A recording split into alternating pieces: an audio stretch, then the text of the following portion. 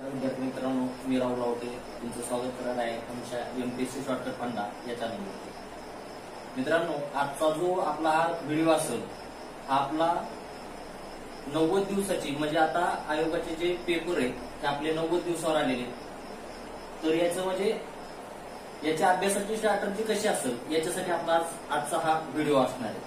म्हणजे तुम्ही हा पेपर 90 दिवसाचं डिवायडेशन कसं केलं पाहिजे, म्हणजे आपण अभ्यास कसा केला पाहिजे, कोणत्या पद्धतीने केला पाहिजे, त्याच्यासाठी आजचा आपला हा व्हिडिओ असणार आहे.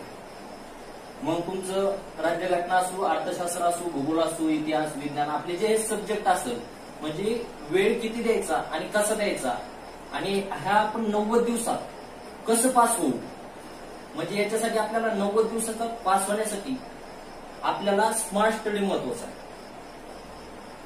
त्याच्यामुळं जशी शीताची परीक्षा घेतलेली होती तशी आपली आज परीक्षा असणार आहे. एमपीएससी म्हणजे आपल्या चारित्र्यावरचा सगळ्यात मोठा कलंक आहे. हा पुसून टाकण्यासाठी हे आपल्याला 90 दिवसाची ही स्ट्रॅटर्जी जी आहे की ह्या स्ट्रॅटर्जी मध्ये आपल्याला तो कलंक पुसून काढायचा आहे. त्याच्यासाठी आज आपण हा व्हिडिओ बनवलेला आहे की बाबा ह्या 90 दिवसात तुम्ही पूर्णपणे रिव्हिजन कशी मारायची, कोणते बुक्स वापरायचे, त्याच्यानंतर वेळ किती द्यायचा, किती तास दिवसाचा अभ्यास केला पाहिजे, हे आपण आजच्या व्हिडिओ मधून बघणार आहे.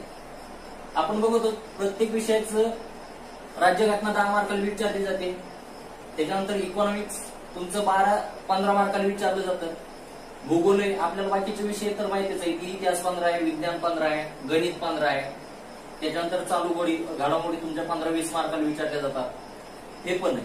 पण ह्या 90 दिवसात म्हणजे तुमचे तास किती येतं, तर तुमचे तास येतं 2160 तास आहे. ह्या 2160 तासाचं तुम्हाला नियोजन लावायचं. हे कोणत्या पद्धतीने लावायचे हे आपण आज बघणार आहोत. ओके, की म्हणजे तुम्हाला आता हा अभ्यास करताना कोणत्या पद्धतीने केला पाहिजे हे सगळ्यात महत्वाचं. तुम्ही कोणते टॉपिक वाचले पाहिजे, क्वेश्चन पेपर बघितले पाहिजे, म्हणजे हा तुमचा पॅटर्न तुमच्या लक्षात पाहिजे. QTQ हा पॅटर्न तुमच्या डोक्यातून निघला नाही पाहिजे. म्हणजे झोपताना आणि उठताना तुमच्या डोक्यात एकच म्हणजे अभ्यास करताना एकच टॉपिक पाहिजे, तो म्हणजे QTQ म्हणजे क्वेश्चन, टॉपिक आणि क्वेश्चन. हा पॅटर्नच तुमच्या डोक्यात पाहिजे. तर आपण ह्या 90 दिवसात, 90 दिवस म्हणजे पूर्णपणे देणार नाहीत आपण 90 दिवस. ह्या 90 दिवसात आपण हा जर पॅटर्न राबवला तर 100% मी तुम्हाला सांगतो तुम्हाला कुणी हा अडवणार नाही प्री पास करायला. तुम्ही कसंही जाऊन बसलात ह्या 90 दिवसात जर व्यवस्थित मॅनेजमेंट केलं आणि कसंही जाऊन बसलात तरी तुम्ही पेपर पास होणार आहे. पण हा पॅटर्न आपला लागू करावा लागणार तुम्हाला. ओके, आता बघायचं तुम्हाला पैकीचे पैकी मार्क घेणारे कोणते विषय आहेत आणि ऍव्हरेज चालणारे कोणते विषय आहेत हे बघायचं आपल्याला. आता तुम्हाला पैकीचे पैकी मार्क कोणते देऊ शकतोय, राज्यघटना हा तुमचा 10 पैकी 10च पाहिजे, 10 पैकी 10च पाहिजे. तिथं एकही म्हणजे नो कॉम्प्रोमाइज, तिथं टोटल तुम्हाला 10. अर्थशास्त्राला सरासरी तुम्हाला 12 ते 13 एवढे मार्क पाहिजेत. भूगोल 12 ते 13. इतिहास तुमचे सरासरी 8, जास्त नाही पण सरासरी 8 एवढे इतिहासचे पाहिजे. मग त्याच्यासाठी कोणते बुक्स पाहिजेत, इकॉनॉमिक्स मध्ये कोणतं बुक वापरलं पाहिजे तुम्हाला आता ह्या स्ट्रॅटेजीसाठी, कारण की तुम्ही भरपूर बुक्स वापरू शकत नाही. एक ठराविक बुक्स आणि ठराविक टॉपिक एवढंच केलं पाहिजे त्याच्यासाठी. त्याच्यानंतर सायन्स साठी काय वाचावं हा सुद्धा सगळ्याचा प्रश्न आहे. ओके, चालू घडामोडी हा तुम्ही करतायत, करंट, पृथ्वी वगैरे, करंट, अभिनव वगैरे याच्यामधून करतायत तुम्ही.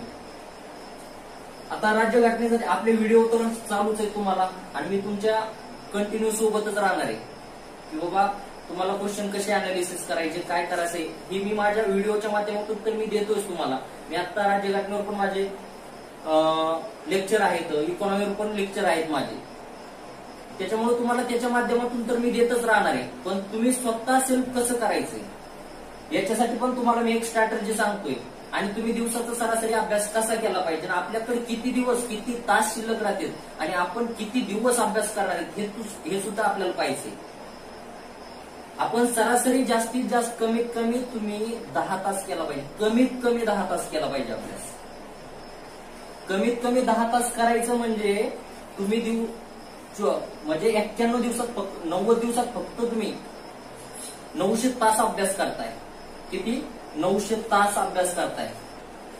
ओके, राहायला लागले तुमचे 1260 तास शिल्लक. ऍक्च्युअल वर्कआउट तुमचं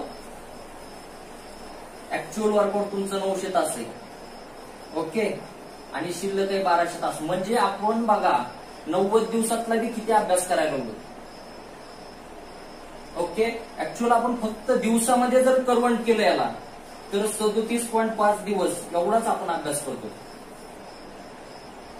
ओके, म्हणजे आपले दिवस किती शिल्लक राहायला लागले, अजून 50 म्हणजे आपले 52 ते 53 दिवस शिल्लक राहायला लागले अजून सुद्धा.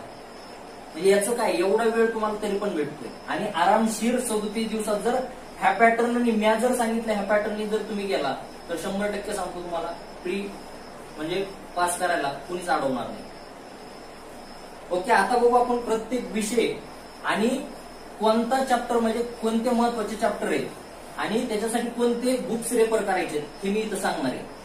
ओके, आता राज्यघटनेसाठी आपल्याला माहितीये कोळंबे सरांचं जर पुस्तक वाचलं तर त्याच्या पलीकडे तुम्हाला काही गरज नाही. तुम्हाला तिथं 10 पैकी 10 मार्क भेटून जाते. आणि माझा व्हिडिओ पण आहेच, मी व्हिडिओ पण टाकलेले ते राज्यघटनावर माझे व्हिडिओ चालूच आहेत. आता मी संघराज्य आता बघतो आपण म्हणजे आता राज्यघटनात तुम्हाला 10 पैकी 10 मार्क घ्यायचे म्हणजे तुम्हाला महत्वाचे कोणते टॉपिक आहेत, हे महत्वाचे टॉपिक तर तुम्ही केलेच पाहिजे. पहिले एक म्हणजे प्रस्तावना असेल, मूलभूत हक्क असेल, मार्गदर्शक तत्वे असेल, मूलभूत कर्तव्य असेल, हे फिक्स तुम्हाला क्वेश्चन आहे त्याच्यावर फिक्स. की इथं तुम्हाला काही केलं तर आयोगाचे 5 ते 6 क्वेश्चन पहिल्या 6 ते 7 चॅप्टरवर असतात. मग त्याच्यानंतर तुम्हाला निवडणूक आयोग असेल, राज्यघटनेमध्ये निवडणूक आयोगावर याकरता क्वेश्चन असतो. सुप्रीम कोर्ट अँड हायकोर्ट याच्यावर याकरता क्वेश्चन असतो. म्हणजे सुप्रीम कोर्ट केलं पाहिजे, हायकोर्ट केलं पाहिजे, राज्यपाल असेल, महान्यायवादी असेल, महाधिवक्ता असेल, राज्य मंत्रिमंडळ असेल. म्हणजे कधी कधी याच्यावर म्हणजे फिक्स क्वेश्चन जे येणार आहेत हे टॉपिक वाचा तुम्ही. ओके, त्याच्यानंतर इकॉनॉमी असेल. आता इकॉनॉमीसाठी सुद्धा कोळंबे सरांचंच बुक मला तरी वाटतं सफिशियंट आहे. त्याच्या पलीकडे प्रीला तरी काही जायची गरज नाही आणि आपले व्हिडिओ पण चालूच आहेत. त्याच्यानंतर सगळ्यात महत्वाचं की तुम्ही क्वेश्चन पेपर. आता तुम्हाला मी सांगितलं की QTQ हा पॅटर्न तुमच्या डोक्यात पाहिजे. म्हणजे क्वेश्चन, टॉपिक आणि क्वेश्चन. ओके, क्वेश्चन कसे सोडायचे, काय करायचं, म्हणजे आलेले नुसते पाठ करू नका, की त्याचा अनालिसिस करा, त्याच्यात काय विचारते. आणि आयोगाला म्हणजे आपण जरी नाही वाचला एखादा क्वेश्चन तरी आपण टॅकल कोणत्या पद्धतीने करू शकतो हे पण तुम्ही तिथे अनालिसिस करा. आणि मी तर सांगितलंच आहे माझ्या व्हिडिओच्या माध्यमातून की क्वेश्चन कसा सोडायचा आणि काय सोडायचं. माझ्या व्हिडिओला फॉलो करत राहा, 100% तुम्ही 37 दिवसात फ्री पास होऊन जाताय. ओके, त्याच्यानंतर तुम्ही मग मार्केटमध्ये कोणते क्वेश्चन पेपर काय 21,000 वगैरे जे आलेले असेल तुम्ही कोणताही रेफर करा बुक्स, पण प्रिव्हियस आयोगाचे क्वेश्चन सोडाच. त्याच्याशिवाय तुम्ही अभ्यास करू नका, त्याच्याशिवाय बुक्स सोडा. दिवसाचे कमीत कमी तुमच्या हाताकडून 150 ते 200 क्वेश्चन गेले, कमीत कमी 150. आणि त्याच्यापेक्षा जास्त जर सोडले तर एकदम बेटरच आहे, काही विषयच नाही तिथं. जेवढे क्वेश्चन पेपर, कारण की एक क्वेश्चन तुमचा 6 ते म्हणजे एक क्वेश्चन 6 ते 7 पुढचे क्वेश्चन तुमचे बरोबर आणू शकतो. मग बघा तुम्हाला क्वेश्चन महत्वाचे आहेत का बुक महत्वाचे आहे, तर त्याच्यासाठी क्वेश्चन महत्वाचे आहेत. एक क्वेश्चन सोडा, तुमचे 6 ते 7 क्वेश्चन आरामशीर जर तुम्ही व्यवस्थित अनालिसिस केलं तर 6 ते 7 क्वेश्चन पुढचे सुद्धा तुमच्या बरोबर येऊ शकते. एवढा आयोगाने किती बाहेरचा क्वेश्चन विचारला तरी तुम्हाला टॅकल होऊ शकतो. का तर तुमच्या कमीत कमी 150 तरी क्वेश्चन हाताखालून ज्यावेळेस जातात त्यावेळेस तुमच्या आयोगाचा सुद्धा पॅटर्न लक्षात येईल. आयोगाचा सुद्धा एक पॅटर्न असतो आणि तो तुम्ही फॉलो करीत राहा. ओके, त्याच्यानंतर आपण बघतो इकॉनॉमिक्स. इकॉनॉमिक्सला कोळंबे सरचं फ्रीचं पुस्तक तुम्ही युज करू शकता. त्याच्या बाहेर तरी वाटत नाही मला जाईल म्हणून. आणि आयोगाचे क्वेश्चन पेपर मग तुमचे फॉरेस्टचे असतील किंवा मग राज्यसेवा, PSI, STI आणि लेटेस्ट क्वेश्चन सगळ्यात बघत चला. 2019 आयोगाचा पॅटर्न कसा आहे, 2019चे पूर्ण क्वेश्चन. मग टॅक्स असिस्टंट असेल तुमचं, ASOचे असतील, STI चे मुख्य असतील, राज्यसेवा मुख्य असतील किंवा प्री असतील, हे सगळे क्वेश्चन तुम्ही आयोगाचे सोडा. तुम्हाला त्याच्यातून खूप बेनिफिट भेटेल. ओके, मग आता इकॉनॉमी मध्ये महत्वाचे चॅप्टर कोणते वाचायचे. आता सार्वजनिक वित्त असेल आता प्रत्येकाने तर मार्केटमध्ये एवढं उपलब्ध झालंय, जर 21,000 वगैरे हे जर घेतलं तुम्ही तर त्यांनी पूर्ण अनालिसिस करून दिलंय कोणत्या टॉपिकला किती वेटेज आहे, आयोगाने आतापर्यंत किती विचारलेले, काय महत्वाचं आहे त्याचं आधी अनालिसिस करा, त्याची अनुक्रमणिका बघा. त्याची अनुक्रमणिका बघितल्यानंतर तुमच्या टॉपिक लक्षात येईल किती कोणत्या टॉपिकला किती वेटेज आहे. आणि सगळ्यात महत्वाचं म्हणजे तुमच्या जे येत आहे ते थोडं साईडला ठेवा आणि ज्याच्यावर तुम्ही चुकत आहे त्याच्यावर भर द्या. म्हणजे तुम्हाला माहिती आहे सार्वजनिक वित्तामध्ये आयोग क्वेश्चन विचारतात. आता सार्वजनिक वित्तामध्ये दोन गोष्टी कंपॅरिझन मध्ये तुम्ही ध्यानात ठेवू शकता. कंपॅरिझन मध्ये अभ्यास करा, सगळ्यात महत्वाचं म्हणजे कसं बी नाही, कंपॅरिझन मध्ये अभ्यास करा. इकडे जर तुम्ही पॉलिटी मध्ये जर गेलात तर तुम्ही जर केंद्रीय मंत्रिमंडळ वाचायला लागलं त्याच्या कंपॅरिझन मध्ये तुम्ही राज्य मंत्रिमंडळ वाचलंच पाहिजे. म्हणजे कोणते कलम रिलेटेड आहेत काय, तुम्हाला एक जर तुम्ही कलम 74, 75 आणि 78 जर घेतलं तरतुदी एकच आहे, तिकडे जायचं फक्त कलम बघायचे. त्याच्या जागेवर राष्ट्रपतीच्या जागेवर राज्यपाल टाकायचं आहे, पंतप्रधानाच्या जागेवर मुख्यमंत्री टाकायचं. तुमची अख्खी क्वालिटी जास्तीत जास्त 40 ते 50. कोळंबे सरचं जे पुस्तक आहे आपण बघतो 200 पेजचं, ते जास्तीत जास्त तुमचं 50 पेजवर बसू शकतं. जास्तीत जास्त मी सांगतो जर कंपॅरिझन मध्ये अभ्यास केला तर.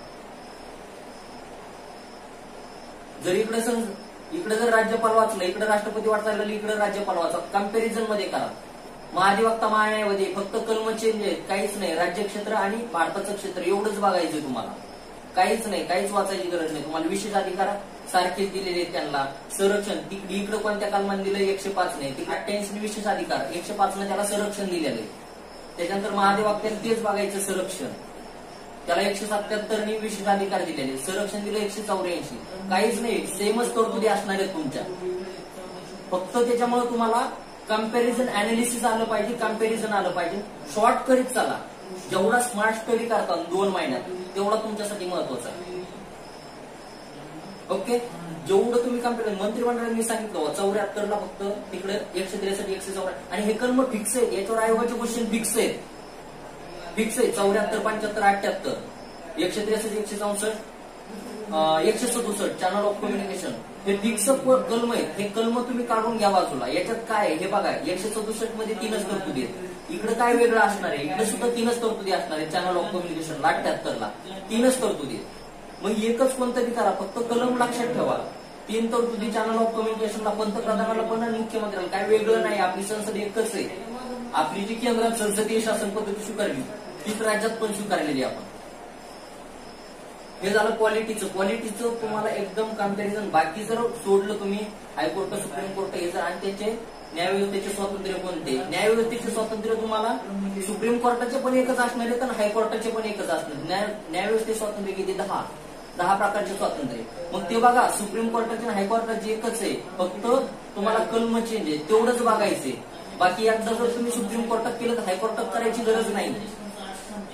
ओके, ह्या पद्धतीने जर गेलात तर मला तरी वाटत नाही की बाबा 90 दिवस म्हणजे खूप झाले, खूप म्हणजे खूप. आपण त्याच्यातलं बी ऍक्च्युअल बघायला लागलो. मी तुम्हाला डिवायडेशन करून दिलंय. 1260 तास तुमचे शिल्लक आहेत, 900 तास वर्कआउट करताय तुम्ही. जरी सकाळी तुम्ही 7 ला जर म्हटले, दिवसाचे किती सब्जेक्ट घ्यायचे हे तुमच्या माइंडनं ठरवा. कारण की दिवसात तुम्ही मॅनेजमेंट करा. 10 तास अभ्यास करायचा. 10 तासात म्हणजे आपले 2 सब्जेक्ट झाले पाहिजे. 2 सब्जेक्टचे म्हणजे आपले किती क्वेश्चन झाले पाहिजे, जवळपास 400 क्वेश्चन. मी सांगितलं कमीत कमी 150. म्हणजे तुमच्या हिशोबाने जरी गेले तर 200 पर्यंत जा. 200च्या जास्त जरी गेले तरी चांगलंच.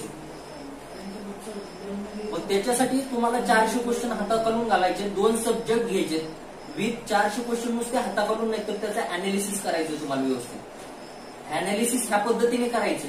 तरी आयोगाने ह्या पॅटर्नचा क्वेश्चन विचारला आणि पुस्तकाच्या बाहेर असला तरी आपण सोडला पाहिजे ह्या पद्धतीने. ओके, आता इकॉनॉमी बघायचं. इकॉनॉमी मध्ये कोणते टॉपिक आपल्याला अभ्यासायचे कंपॅरिझन मध्ये.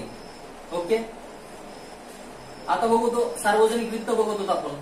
आता सार्वजनिक वित्त मध्ये तुम्ही 2 पॉलिसी, आपली गव्हर्नमेंटची एक पॉलिसी असती त्याला आपण फिस्कल पॉलिसी म्हणतो, फिस्कल पॉलिसी. आणि आरबीआयची असते ती मॉनिटरी पॉलिसी असते. मॉनिटरी पॉलिसी म्हणजे मौद्रिक धोरण आणि राजकोषीय धोरण.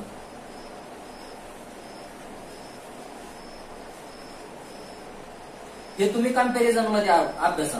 आता आयोग काय विचारतो तुम्हाला, राजकोषीय साधनं कोणते. किंवा आरबीआयचे मौद्रिक धोरणाचे साधनं कोणते, खालीलपैकी कोणते आयोग हे विचारतं. म्हणजे राजकोषीमध्ये मौद्रिकचं टाकतं आणि मौद्रिकचं राजकोषीमध्ये टाकतं. त्याच्यामुळे ते बघितलं, बँक दर, CRR, SLR, repo, reverse repo. हे कुठे MACF, OMO, open market operation म्हणजे खुल्या बाजारातील रोख्यांची खरेदी विक्री, हे कुठे आहे तुम्हाला, तर आरबीआय मध्ये. गव्हर्नमेंटमध्ये काय भेटन तुम्हाला, सार्वजनिक कर्ज, त्याच्यानंतर तुमचं करेतर उत्पन्न, हे गव्हर्नमेंटचे राजकोषीय साधनं झाली. हे तुम्ही कंपॅरिझन मध्ये अभ्यास करा. म्हणजे जरी याच्यावर फिक्स क्वेश्चन आहे, सार्वजनिक वित्तावर सगळ्यात जास्त आयोगाचे क्वेश्चन आहे. बँकिंग, आरबीआय आणि सार्वजनिक वित्त, फिक्स आणि फिक्स क्वेश्चन असते. दोन म्हणजे इकॉनॉमीचे कमीत कमी 3 ते 4 क्वेश्चन 2 टॉपिकवर फ्रीला असतात. त्याच्यानंतर दारिद्र्य हा टॉपिक आहे. दारिद्र्य टॉपिक अभ्यासा. दारिद्र्य टॉपिकवर फिक्स क्वेश्चन आहे, 5 वर्षिक योजनेवर क्वेश्चन आहे. त्याच्यानंतर आपलं बँकिंग तर सांगितलं मी. सगळ्यात महत्वाचा आंतरराष्ट्रीय व्यापार, याच्यावर पण एक क्वेश्चन असतो. म्हणजे फिक्स टॉपिक बघा कोणते येतं, आंतरराष्ट्रीय व्यापार असेल, सार्वजनिक वित्त, बँकिंग. आता सार्वजनिक वित्त आणि बँकिंग मध्ये 4 क्वेश्चन यायला लागले तुम्हाला. आणि जिथं तुम्हाला येतंय तिथं थोडं फोकस, कारण की वेळ कमी येतंय. म्हणजे मी असं नाही सांगितलं की बाबा तुम्ही पूर्णपणे डायव्हर्टच करून टाका तो विषय. डायव्हर्ट नाही, त्याला बघा, पण जेवढा वेळ तुम्ही तिकडे देताय त्याचा कमी वेळ करा, त्याच्यावर वेळ कमी द्या. आणि दुसरं जे तुम्ही चुकात आहे तिथं वेळ द्या. तुम्ही क्वेश्चन पेपर अनालिसिस केल्यावर लक्षात येईल तुमच्या, तोपर्यंत लक्षात येऊ शकत नाही. आपल्याला काय येतं आणि काय नाही येत हे तुम्ही तुमच्या क्वेश्चन पेपरवरून, मी नाही सांगू शकत तुम्हाला काय येतं आणि काय नाही, पण तुम्हाला त्या क्वेश्चन पेपरवरून समजेल की आपण कुठं चुकतोय, आपला कोणता पॉईंट वीक आहे, कोणता पॉईंट. मी त्यामुळे सांगतोय आपला हा पॅटर्न सोडायचा नाही, QTQ पॅटर्न सोडायचं नाही. त्याच्यावरून तुमचं स्वतःचं परीक्षण करू शकताय आणि तुम्हाला स्वतःला कॉन्फिडन्स येणार आहे की आपण पास होतोय का नाही. ओके, तर त्याच्यामुळं इकॉनॉमीला जास्त पुस्तक वाचू नका. कोळंबे सरचं इकॉनॉमी मला तरी सफिशियंट आहे. त्याच्यात तुम्ही मी सांगितलेलं टॉपिक दारिद्र्य असेल, त्याच्यानंतर 5 वर्षिक योजना असतो, आरबीआय वर म्हणजे टोटल बँकिंग वर 2 क्वेश्चन असतात, सार्वजनिक वित्तावर 2 क्वेश्चन असतात, आंतरराष्ट्रीय व्यापार फिक्स क्वेश्चन असतो, पायाभूत सुविधावर एखादा क्वेश्चन असतो. हे तुम्ही स्वतः मार्केटमध्ये आपल्याला एवढं उपलब्ध करून दिलं, अनालिसिस करून दिलेलं आहे. फक्त तुम्हाला ती अनुक्रमांक वाचायची, त्याचं अनालिसिस दिलेलं आहे, ते फक्त तुम्हाला पाहिजे, तुम्हाला स्वतःच्या त्याच्यात मांडून घ्यायचंय त्याला. आणि माझे तर व्हिडिओ आहेतच, तुम्हाला त्याच्यात मी पूर्ण सांगितलंय. ऍक्च्युली मी दारिद्र्याचा पूर्ण टॉपिक डिटेल दिला आणि त्याचे क्वेश्चन, दारिद्र्य असेल, जीएसटी, आतापर्यंत मी 2-3 टाकलेले व्हिडिओ इकॉनॉमीचे. दारिद्र्य टोटल दिला. दारिद्र्य तुम्हाला वाचायची गरज नाही, कुठंच वाचायची गरज नाही दारिद्र्य. तेवढा व्हिडिओ जर बघितला तर मला तरी वाटतं सफिशियंट आहे. आणि क्वेश्चन कसे सोडायचे की माझ्या मी व्हिडिओच्या माध्यमातून तिथं अनालिसिस स्वतः करून दिलेले अनालिसिस की कोणत्या पद्धतीने, मी सांगण्यापेक्षा माझा व्हिडिओ बघा. माझ्या व्हिडिओत मी काय केलेलं आहे, क्वेश्चन पेपर कसा अनालिसिस करायचा आहे हे टोटल डिटेलमध्ये स्वतः टाकलेलं आहे मी तिथं, की पर्याय कसे काटायचे, तुम्हाला व्ह्यू कसा तयार होतोय ते मी माझ्या व्हिडिओच्या माध्यमातून देतच राहणार आहे. आणि तुम्ही फॉलो करीत राहा. आमचं ते टेलिग्राम चॅनल पण आहे, याच म्हणजे MPSC शॉर्टकट फंडा म्हणून, त्याला फॉलो करा, कमेंट करत राहा की आम्हाला पण समजन की काय द्यायचं आणि काय नाही. ओके, हे झालं इकॉनॉमीचं. त्याच्यानंतर जॉग्राफीचं बघा, इथं सुद्धा तुम्हाला ऍक्च्युली कसं आहे 12-13 काय सांगतो, आउट ऑफ याजोगी विषय ते. इकॉनॉमी झालं, पॉलिटी झालं, राज्यघटना झालं, पण हुकून चुकून वाचता, सिलिंग मिस्टेक, गोल करताना याकरता जातो. सरासरी 12-13 जॉग्राफी मध्ये पण पाहिजेतच, कारण की तिथं जर गेलं कॉम्पिटिशनच्या खाली जातो आपण. मग त्याच्यासाठी काय करायचं, कोणतं टॉपिक महत्वाचे येतं. आता त्याच्यासाठी सौदी वापरा तुम्ही. सौदीच्या बाहेर क्रमिक आणि सौदी याच्या बाहेर जाऊ नका. आणि क्वेश्चन पेपर पॅटर्न सोडायचं. ओके, तुम्ही आता याच्यात वाचायचं काय सगळ्यात महत्वाचं, लोकसंख्येवर एखादा फिक्स क्वेश्चन असतो, नद्या, त्याच्यानंतर खनिज, मृदा. आता मृदा सोपं आहे, त्याच्यात काही जास्त लक्षात ठेवायला तुम्हाला गरज नाही. मृदा एकदम सोपा चॅप्टर आहे.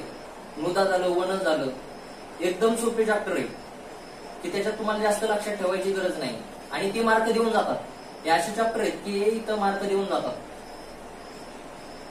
ओके, आपण बघतो इथं कसं लक्षात ठेवायचं, गाळाची मृदा, त्याच्यानंतर ब्लॅक हे आपली काळी मृदा, तांबडी मृदा, जांभी मृदा. मग इथं तयार कशामुळे होते, दोन प्रकारचं अपक्षय होतं, रासायनिक अपक्षय असेल, कायिक अपक्षय असेल. म्हणजे हे कुठं होतं हे लक्षात ठेवा. मग त्याच्या पद्धतीनुसार आयोगाने विचारतो म्हणजे सर्वात प्रभावी मृदा निर्मितीसाठी घटक कोणता, म्हणजे हे तुम्हाला लक्षात आलं पाहिजे. हवामान म्हणजे लय मोठे पण त्याच्यापैकी प्रभावी घटक कोणता आहे, म्हणजे तुम्ही अभ्यासताना व्यवस्थित तुम्हाला कधी कळू शकतं हे क्वेश्चन पेपर अनालिसिस केल्याशिवाय. आपल्याला काय वाचायचं मी सांगतो नाही, तर तुम्ही प्रत्यक्ष तुम्ही क्वेश्चन पेपर अनालिसिस. ओके. त्याच्यानंतर बघा आता तुम्ही खनिज झालं, सौदी आणि क्रमिक याच्या पलीकडे वाचू नका जॉग्राफीला. कुणी जरी काय सांगितलं आउट ऑफ याच्यावर मार्क येतात. त्याच्यानंतर आता नवीन पॅटर्न आयोगाचा चालू झालाय की धरणं विचारायचं, प्रत्येक जिल्ह्याचे धरणं विचारणं. म्हणजे बाबा तलाव कुठं चालू केले, धरणं कुठं चालू केलेले आहेत, नवीन धरणं. म्हणजे आता बघत होतो आपण पुणेगाव ऍक्च्युली वाटतं आपल्याला पुण्यात आहे, ते नाशिकमध्ये असते. त्याच्यानंतर आळंदी. म्हणजे हे जे धरण आहेत तिथं सौदीच्या जॉग्राफीमध्ये पाठीमागं जर गेले तर पाठीमागं सगळं डिटेल दिलेलं आहे तुम्हाला सौदीने. त्याच्या बाहेर आजपर्यंतच्या आयोगाच्या क्वेश्चन पेपर अनालिसिसचा ते तेवढं जर पाठ केले तुम्ही तर तुम्हाला मेन्स आणि प्री ऍट टाइम तुम्हाला जॉग्राफी वाचायचा गरज नाही. एकदा प्रीला जर केला तर जॉग्राफीला तुमचे मेन्सचे 5 मार्क फिक्स आहेत. आता नवीन ट्रेंड आलाय की जिल्ह्याचं क्षेत्रफळच विचारते किंवा विदर्भातले तालुके विचारायला चालू केलं. आता गेल्या वेळेस त्यांनी विचारलं होतं की बाबा विदर्भात अष्टविनायक आहेत, ते बघा. त्यांनी विचारलं होतं कोणत्या जिल्ह्यात किती आहेत, म्हणजे आकडे विचारले होते. आता ते बघा, त्यांचे नावं ध्यानात ठेवा, म्हणजे आकडे विचारलेत. आता पुढच्या वेळेस विचारू शकतात बाबा कळम कुठे आहे, कळम यवतमाळमध्ये. त्याच्यानंतर आदासा कुठे आहे, नागपूरमध्ये. लक्षात. पवनी मेंढा कुठे आहे, भंडारामध्ये. म्हणजे हे आता तुम्ही डायरेक्ट नावं पाठ करा, आता आकडे विचारणार नाही. आता आयोगाने काय विचारले ना आता काय विचारणार आहे ते तुमच्या लगेच लक्षात आलं पाहिजे. आता त्यांनी क्रमांक विचारलं, नागपूरमध्ये 3, भंडाऱ्यामध्ये 2, चंद्रपूरमध्ये 1, यवतमाळमध्ये 1, वर्ध्यामध्ये 1, झाले 8. मग आता यांनी आकडे विचारलेत. आता वर्ध्यामध्ये कोणते, मग 1 आहे तर ते कोणते, यवतमाळमध्ये 1 आहे ते 1 कोणते, कळम. वर्ध्यामध्ये केळझर, चंद्रपूरला चंद्रपूर, भांडऱ्याला पवनी आणि मेंढा, त्याच्यानंतर नागपूरला. म्हणजे हे तुम्ही आता त्यांनी असं विचारलं तर आपला पॅटर्न चेंज पाहिजे लगेच पुढच्या वेळेस. आपल्याला काय पाहिजे, आयोग काय विचारणार आहे, आयोग तेच नाही विचारणार, आयोग चेंज होते लगेच. ओके. म्हणजे हे एक झालं. त्याच्यानंतर विदर्भातले तुम्ही बघताना आता तालुके पण प्रीला पण विचारताय. गेल्या वेळेस विचारलं होतं भोकरदन, सेम काढा, केळझर. त्याच्यानंतर आपण बघितलेलं होतं हिंगणघाट, हिंगणा. लक्षात. त्याच्यानंतर सोयगाव, सोनगाव, सोनपेठ. हे अशी कॉमनली काढा, कोणत्या जिल्ह्यात आहेत, कुठे. तुम्ही स्वतः अनालिसिस करा. आयोगाने असं विचारलं पुढच्या वेळेस काय विचारणार. हा पॅटर्न तुमच्या व्ह्यू डोक्यात पाहिजे. कधी करू शकतो क्वेश्चन पेपर. तुम्हाला टॉपिक आपोआप स्वतःला अनालिसिस, स्वतःला टॉपिकवर कोणते वेटेज द्यायचे हे स्वतःला समजणार आहे. आणि व्हिडिओला फॉलो करत राहा. तुम्हाला प्रत्येक वेळेस नवीन काही ना काही भेटत राहणार आहे. प्रत्येक व्हिडिओ देत राहणार आहे. आता मी जीएसटी मध्ये पूर्ण टोटल दिलेलं आहे. जीएसटीचे कर किती आहेत इकॉनॉमीचं सांगतो. जीएसटीचे कर कोणते ऍड झालेत, कोणते नाही. त्याच्यानंतर त्याच्या शॉर्टकट ट्रिक मध्ये कसं लक्षात ठेवायचं हे सगळं मी डिटेल मध्ये दिलेलं आहे. ओके. हा झालं. त्याच्यानंतर आपण बघितलं जॉग्राफीचं, लोकसंख्या बघितलं, मृदा बघितलं, वन बघितलं, खनिज बघितलेलं आहे की हे फिक्स क्वेश्चन येतात. त्याच्यानंतर आता ते शहर विचारायचं ट्रेंड आहे. शहर लक्षात ठेवा, ते सन्नर, महानगर, महाकायनगर. लक्षात. हे लक्षात ठेवायचा प्रयत्न करा. याच्यावर प्रिव्हियस क्वेश्चनवर आपण रिपीट होते. असे काही ठराविक आयोगाचे क्वेश्चन आहे की ठराविक क्वेश्चन रिपीट होतेच त्यांना, कारण की मार्गच नाही. आता खडक ते विंध्यन, आरकेन, कोणत्या जिल्ह्यात कोण, प्रत्येक प्रीला रिपीट होतो तो क्वेश्चन. एका नाही फिक्स प्रीला रिपीट होतो. विंध्यन म्हणलं की चंद्रपूर, आरकेन म्हणलं की नांदेड आणि सिंधुदुर्ग, धारवाड जर म्हणलं तर भांडारा, गोंदिया, नागपूर हा वरचा भाग. म्हणजे हे एकदा पाठ करून टाका. आणि कशी ध्यानात ठेवायचं लक्षात ठेवा. धारवाडमध्ये काय सापडतं, मुख्य खनिज कोणतं धारवाडमध्ये, हे एकदाच करून ठेवायचे. विंध्यनमध्ये मुख्य खनिज कोणतं हे फिक्स तुम्हाला. इथं आयोग काही चेंज करू शकत नाही, काहीच चेंज नाही. ते इकॉनॉमी नाही की बाबा, किंवा करंट नाही की बाबा खडक आला पुढच्या वर्षी काहीतरी बदल होणार आहे, त्याच्यात काही बदल नाही. हा हेच आहे. ओके. त्याच्यानंतर आपण बघायचं इतिहास. आता इतिहासला सगळ्यात ब्रॉड विषय, सगळ्यात काय वाचायचं सगळ्याला प्रश्न पडतो आणि काय विचारते हा सुद्धा सगळ्याला प्रश्न पडतो, ते फक्त आयोगालाच माहिती असते. पण त्याच्यातले काही टॉपिक असे की ते आपण अभ्यासून बऱ्यापैकी 15 नाही पण कमीत कमी सरासरी तुम्ही 8 मार्क 7 मार्क आरामशीर घेऊ शकता, काही करू.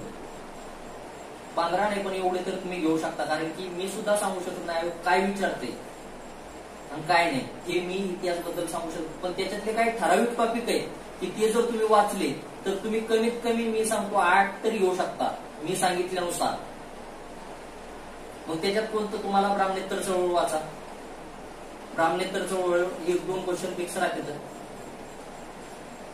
ते काटरे वाचलं ना, अनिल काटरेच्या बाहेर तुम्हाला अनिल काटरे जर वाचलं तर 7-8 ते फिक्स क्वेश्चन येऊ शकतात, फिक्स. त्याच्या बाहेर काही विषय नाही. समाज सुधारक सुद्धा त्याच्यातूनच वाचा तुम्ही. समाज सुधारक आजपर्यंत क्वेश्चन तुम्ही कितीही समाज सुधारक वाचले, आयोग शेवटी जर आणायचा असला तर क्वेश्चन बाहेरूनच आणतं आणि आला तर त्याच्यातून येतोय. आणि आयोगाचे प्रिव्हियस क्वेश्चन, मग फॉरेस्ट असेल, राज्यसेवा मेन्स असेल, STI असेल, सगळे चालवून काढायचे, त्याची चाळणी करायची. आपल्या झोपलं तरी डोक्यात एकच पाहिजे की क्वेश्चनच दिसला पाहिजे डोळ्यासमोर. ओके, त्याच्यातून कमीत कमी तुमचे 2-3 आयोगाचे इतिहासचे कमीत कमी 2 ते 3 रिपीट होतात. म्हणजे ते तर 3 तुम्हाला फुकटचेच भेटायला लागले. ते जर क्वेश्चन पेपर जर अनालिसिस केला, तो इतिहास जर पाठच करून काढले, इतिहास अनालिसिस करायला काहीच नाही, इतिहास डायरेक्ट पाठ करून काढले. तो जर पाठ करून काढला, आयोगाचे प्रिव्हियस क्वेश्चन आलेले फॉरेस्ट पासनं तर डायरेक्ट तुमचे टॅक्स बिक्स काय जे असतील सगळे एक्साइज वगैरे, तर तुम्हाला 3 मार्क फुकटचे भेटायला लागले, जे तुम्हाला कोणत्याही पुस्तकात चाळायची गरज नाही. फक्त आयोगाने दिलेलं दस्तऐवज ही आपली पोथी जर चाळली तर त्याच्या बाहेर जायची गरज नाही. ते 3 आणि अशी तुम्ही इकडून वाचलेले ते काटरेमधले ब्राह्मणेतर चळवळ वाचा, फिक्स त्याच्यातला क्वेश्चन असतोच. लक्षात. त्याच्यात ते वृत्तपत्र करायचे, दिनकरराव जवळकर असेल, त्याच्यानंतर बाकीचे असाहेब लट्टे असतील, मुकुंदराव पाटील असतील, त्यांचे सगळे दिलेले वृत्तपत्र. आणि शब्दावर फोकस करीत चला, शब्दावर. क्वालिटीमध्ये जर गेलात, आपण रिटर्न जाऊ, क्वालिटीमध्ये जर गेलात तर क्वालिटी फक्त हा शब्दावर खेळ, क्वालिटी पूर्ण हा शब्दावर खेळ. ते जर तुम्ही व्यवस्थित बघितलं, आयोगाचे क्वेश्चन बघा, तुम्हाला क्वालिटी फक्त शब्द, बहुमत, विशेष बहुमत, साधं बहुमत, प्रभावी बहुमत हे शब्द फिरीत आहेत, बाकी काहीच नाही. प्रभावी बहुमत कोणाला आहे, प्रभावी हा शब्द बघितला तर आपल्या लक्षात आलं पाहिजे आपण क्वालिटी वाचताना प्रभावी कुठं कुठं येतंय हे लक्ष दिलं पाहिजे, त्याला गोल केलं पाहिजे, प्रत्येक वेळेस नोट करून घेतलं पाहिजे. प्रभावी हा शब्द प्रभावी जास्त जागेवर वापरलेला नाही, 5 ते 6 जागेवर प्रभावी हा शब्द वापरलेला आहे आणि त्यांच्यासाठीच आहे, दुसऱ्यासाठी प्रभावी बहुमत कोणासाठीच नाही. ते जर 6-7 काढले डबल तुम्हाला तिथं आयोग काय करतं, मग ते प्रभावी हा शब्द आला तरच ते बरोबर येणारे वाक्य, बरोबर आहे का. तिथं टाकतील बहुमत, विशेष बहुमत, नाही, चुकतोय. त्याला इफेक्टिव्ह मेजॉरिटी, प्रभावी बहुमतच पाहिजे. ओके, त्याच्यानंतर आपला प्रश्न चालू होता इतिहासचा. आता इतिहासला 8 मार्क कसे घ्यायचे, मी तर सांगितलं 3 ते 4 मार्क फुकटच भेटतात तुम्हाला आयोगाचे. त्याच्यानंतर तुम्ही ब्राह्मणेतर चळवळ वाचली, त्याच्यातलं 1 ते 2 क्वेश्चन भेटून जाते. त्याच्यानंतर महात्मा फुले, लेडीजवर समाज सुधारकवर एखादा असतो, पंडिता रमाबाई असेल, रमाबाई रानडे असेल, लक्षात. त्याच्यानंतर लोकहितवादी असतील, आगरकर असतील, हे पहिले 6 त्यांनी दिलेले, एक काय काटऱ्यांनी दिलेले असेल. आणि त्याच्यानंतर तुम्ही त्याला प्लस म्हणून तुम्ही कोळंबे सरांचं बुक युज करू शकता. याच्या पलीकडे आणि 11वीचं बुक, हे 3 बुक वापरा की त्याच्या पलीकडे तुम्हाला वाचायची गरज नाही. एक 11वी, एक कोळंबे सरांचं, लय जर झालं तर 11वी तर तुमच्या तोंडपाठच पाहिजे, 11वी तोंडपाठच पाहिजे. 11वीत फिक्स समाज सुधारक 11वीचे तुम्ही तोंडपाठ करा, 11वीचे. त्याच्या पलीकडे तुम्हाला 1 ते 2 मार्क देऊन जाणारा एकमेव असा विषय हे होईल, इतिहास आहे, तो म्हणजे 11वीचा. दुसरा तरी मी सांगू शकत नाही, काटरे किंवा कोळंबे सर. तर 11वीचा इतिहास तुम्हाला 2 मार्क देऊन जातो. पाठ करायचे त्याचे समाज सुधारक लाईन टू लाईन. त्याच्या हाईटच किती पेज पहिले सोडायचे, हाईट असतील फक्त 35 ते 40 पेज तुम्हाला बघायचे, त्याच्यात फक्त 35 ते 40. ते 2 भेटले, झाले 5-6. आणि अजून तुम्हाला सेन्सवर तुम्ही राहू शकता 1-2. जर कधी सेन्सवर राहू शकता, क्वेश्चन पेपर अनालिसिस केले म्हणजे तुमची ही झाली आपली बेरीज झाली 8 मार्काची. ओके, त्याच्यानंतर बघा विज्ञान हा सगळ्यात मोठा प्रश्न आहे. विज्ञानला वाचाव काय येतं काय. आता विज्ञानला काहीच करायचं नाही, विज्ञानला फक्त करायचं स्टेट बोर्ड. स्टेट बोर्डवर कोणता क्वेश्चन येतो हे आपल्याला माहिती आहे. स्टेट बोर्डवर आवर्त सारणीवर फिक्स क्वेश्चन असतो विज्ञानचा. त्याच्यानंतर अल्फा बीटा गॅमा ह्याच्यावर फिक्स क्वेश्चन असतो. ध्वनी फिक्स क्वेश्चन असतो. म्हणजे किती झालं, आवर्त सारणी एक, अल्फा बीटा गॅमा याच्यावर असतो म्हणजे असतोच. त्याच्यानंतर तुमचा ध्वनी हा चॅप्टर झाला. ध्वनी प्रकाश ह्याच्यावर फिक्स आणि फिक्स क्वेश्चन असतो. त्याच्यानंतर आपल्या आरोग्यामध्ये गेला मानवी म्हणजे ज्ञानेंद्रियाचा म्हणजे आपला चॅप्टर आहे ते वगैरे डोळे ते यांचे रोग वगैरे विचारतात. मारामास, पुन्हा त्याच्यानंतर सुट्टी मारामास हे ट्रेंड पडलेला. आता डोळ्याचं काय विचारते तुम्हाला, डोळ्यांमध्ये गेल्याच्या नंतर आपल्या डोळ्याचे दोष, डोळ्याचे रोग, त्याचे आयोग काय करतं, ऍस्टॅग्मॅटिझम, मायोपिझम, त्याच्यानंतर हायपोमेट्रोपिझम, म्हणजे हे इंग्लिश शब्द वापरलेले आहेत आयोगाने. आता हे तुम्हाला डिटेल कुठं भेटू शकतं, फक्त कोळंबे सरचं फिजिक्स, केमिस्ट्री आणि मॅथ एवढं वाचा. त्याच्या पलीकडे तुम्हाला वाचायची गरज नाही त्याच्यामध्ये. आणि स्टेट बोर्ड 9वी आणि 10वी हे 2 पाठ करा, नवीन आणि जुनं.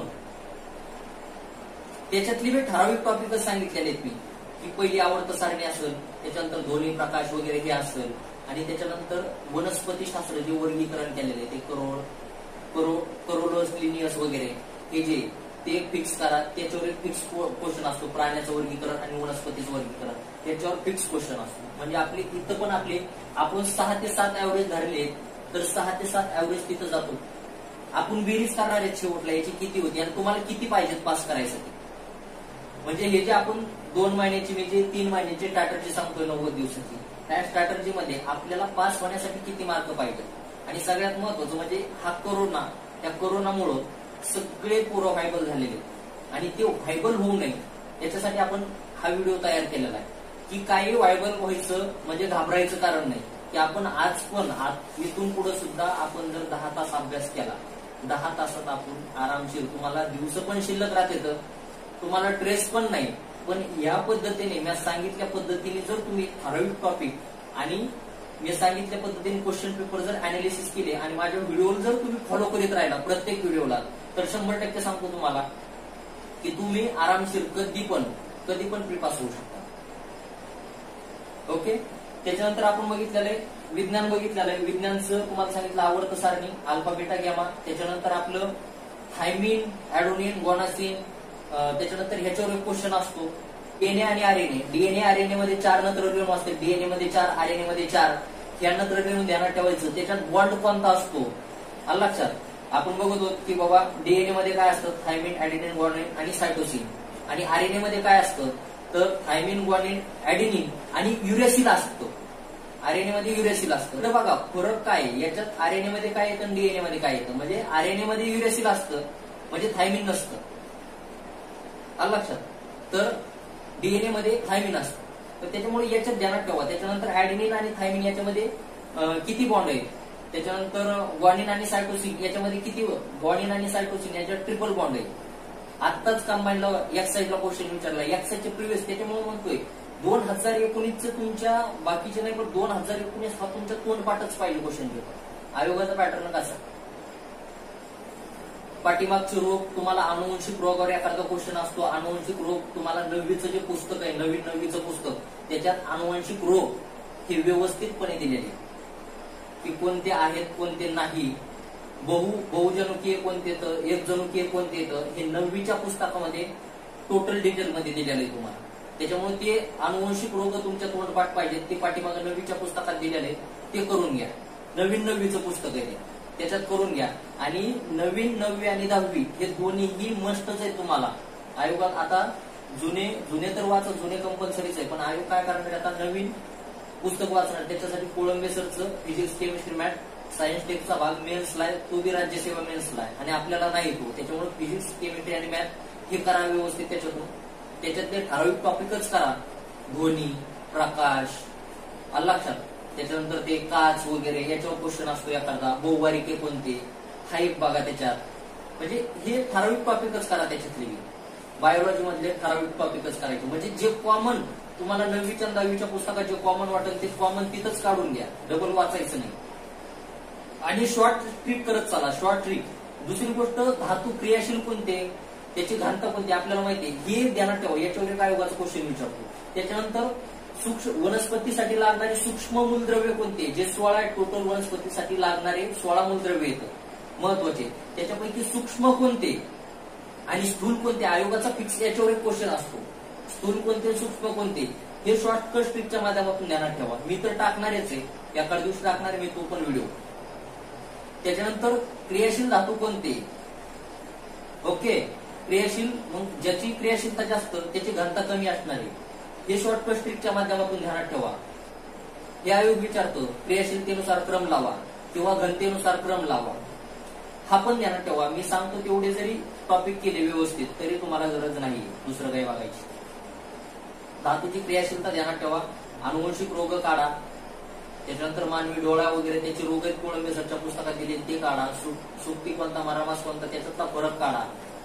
त्याच्यानंतर ध्वनी चॅप्टर व्यवस्थित करा, प्रकाश चॅप्टर व्यवस्थित करा. त्याच्यानंतर आपली आधुनिक आवर्त सारणी ही फिक्स करा, त्याच्यावर एक क्वेश्चन असतो. अणुवस्तुमानात. त्याच्यानंतर आयोगाचा हा एक पॅटर्न आहे, अणुवस्तुमानात काय येतं, आयसोटोप काय, आयसोबार काय, आयसोटोन काय, याच्यातला फरक लक्षात घ्या. हा आयोग विचारतं. हे मी जेवढे सांगितले शब्द, हे शब्द महत्वाचे, याच्यावर आयोगाने तुम्ही अनालिसिस करा. मी जेवढे शब्द सांगितले तेवढे क्वेश्चन पेपरच्या बाहेर नाहीत. आणि फिक्स फ्रीला क्वेश्चन याच्यावर फक्त पॅटर्न थोडा शब्द बदली देत आणि आयोग काय करतं, क्वेश्चन टाकतं. त्याच्यामुळे एवढे शब्द व्यवस्थित कराच. हे बघितलं आपण विज्ञानचं. त्याच्यानंतर विज्ञानसाठी काय वाचायचं सांगितलं, 9वी 10वी हे एवढे 2 जरी पुस्तक नवीन आणि जुने, आणि त्याच्यानंतर कोळंबे सरचं एवढं करा, त्याच्या पलीकडे करायची गरज नाही. कितीही केलं तुम्ही तरी विज्ञानला तुमचे हायेस्ट 7 क्वेश्चन बरोबर येऊ शकते, हायेस्ट 7, त्याच्या पलीकडे नाही. आजपर्यंतचा माझ्या बघण्यास तो दृष्टिकोन आहे की त्याच्या पुढे आयोगाचं म्हणजे पोरांचे क्वेश्चन बघण्यात हे येत नाही, बरोबर येत नाही. त्याच्यानंतर राहिला प्रश्न गणिताचा. आता गणिताचा आपल्याला वेळ सगळ्यात महत्वाचा, एका क्वेश्चनला 36 सेकंद, ओके. तर त्याच्यामध्ये आपण जर आपलं जीएस परफेक्ट असेल तर तुम्ही कुठं मॅथला वेळ देऊ शकताय. आणि जीएस परफेक्ट असण्यासाठी तुमच्या 2 गोष्टी मी सांगितलेल्या, हा पॅटर्न सोडायचा नाही, क्यूटी हा व्यवस्थित करा, सांगितलेले टॉपिक व्यवस्थित करा, तुम्हाला व्यवस्थित वेळेचं मॅनेजमेंट होईल. कन्फ्युज, आणि तुम्ही जे पुस्तक आतापर्यंत रेफर केलेले तेच पुस्तकं सगळ्यात महत्वाचं म्हणजे कोळंबेचं मी जेवढे सांगितले तेवढे रेफर करा, म्हणजे पास होण्यासाठी. आणि तुम्ही ते रेफर केलेले तुमच्या शॉर्ट नोट्स ते एक यूज करा. राहिला गणिताचा प्रश्न, जर इंजिनिअरिंग वगैरे जर झालेले असते त्यांचं गणित चांगलंच असतं, पण आपल्या 8 वाल्या पोरायचा प्रॉब्लेम असतो, ज्याचं गणित नाही त्याचं, तर त्यांनी कसं जरी काही केलं तरी 6-7 मार्क तरी यायला पाहिजेत मला तरी वाटतं गणिताचे. की गणित मग तुम्ही सचिन ढवळेनं रिझनिंग वगैरे, मॅथ तर काय सोडायला वेळ भेटत नाही पण रिझनिंगला वेळ असतो. सचिन ढवळे वगैरे किंवा अभिनवचं जे बुक्स आहे त्याच्यामधून तुम्ही सोडू शकता, ओके. त्याच्यानंतर राहिला प्रश्न आता चालू घडामोडीचा. आता चालू घडामोडीला 15 पैकी 12 तरी यायलाच पाहिजे, 10 ते 12 एवढे यायलाच पाहिजेत आपले. मग चालू घडामोडीसाठी तुम्ही वेळ कसा द्यायचा, तुम्ही दररोज वेळ दिला पाहिजे चालू घडामोडीसाठी, कमीत कमी 2 तास एवढा सध्या तरी चालू घडामोडी तुम्ही वेळ द्यायला पाहिजे. आणि अभिनव आणि पृथ्वी हे तुम्ही रेफर करू शकता की बाबा तुम्हाला जर तुम्ही पृथ्वीच्या हे जर बघितल्या परिक्रमा जर व्यवस्थित पाठ असेल तर तुमचे त्याच्यावरच तुमचे 10 मार्क येऊन जातील. आणि तुमचे वरचे 2 मार्क अजून जर वाढवायचे असेल तर ते अभिनवचं तुम्ही यूज करू शकता, अभिनव प्रकाशनचं. आणि व्हिडिओ तर येतच राहणार आहेत माझे, प्रत्येक व्हिडिओ येत राहणार आहे माझा. त्याच्यामुळे चालू घडामोडीला तेवढंच 2 आहे. आणि वेळ सगळ्यात महत्वाचं, वेळ दिवसाचा 2 तास तुम्ही चालू घडामोडीला दिला पाहिजे. दिवसाचा तुम्ही कमीत कमी 10 तास अभ्यास झाला पाहिजे. आपण बघितलं दिवसात सगळं कॅल्क्युलेशन पण केलेले, तुमच्याकडे वेळ शिल्लक राहतो. आणि आता थोडी झोप वगैरे हे कमी करा, थोडं मारा शरीराला. आणि जर हे जर करायचं आता आत्ताच्या सारखा गोल्डन चान्स कोणालाच नाही भेटणार तुम्हाला, की हेच वर्ष आहे की तुम्हाला निघून जाण्यासाठी सगळ्यात मोठा गोल्डन चान्स. आणि हे जर तुम्हाला 3 महिने जर व्यवस्थित कठीण परिस्थितीत काढली, कठीण परिस्थिती बी नाही म्हणायचं, 10 तास म्हणजे लय अभ्यास नाही झाला, कमीत कमी 10 तास म्हणजे काहीच नाही अभ्यास, कमीत कमी 12-13 तास तुमचा 14 तास अभ्यास पाहिजे. त्याच्यामुळं 10 तास म्हणलं तर कठीण परिस्थिती नाहीच बसायसाठी. तुम्ही सकाळी 7ला जरी उठून बसला, 7ला फ्रेश नाश्ता वगैरे करून जर बसलात अभ्यासाला, 11 वाजेपर्यंत 10-10:30 वाजेपर्यंत अभ्यास पहिलं सेशन, त्याच्यानंतर चहा वगैरे घेऊन तुम्ही 12-1 वाजेपर्यंत बसू शकता दुसरं सेशन.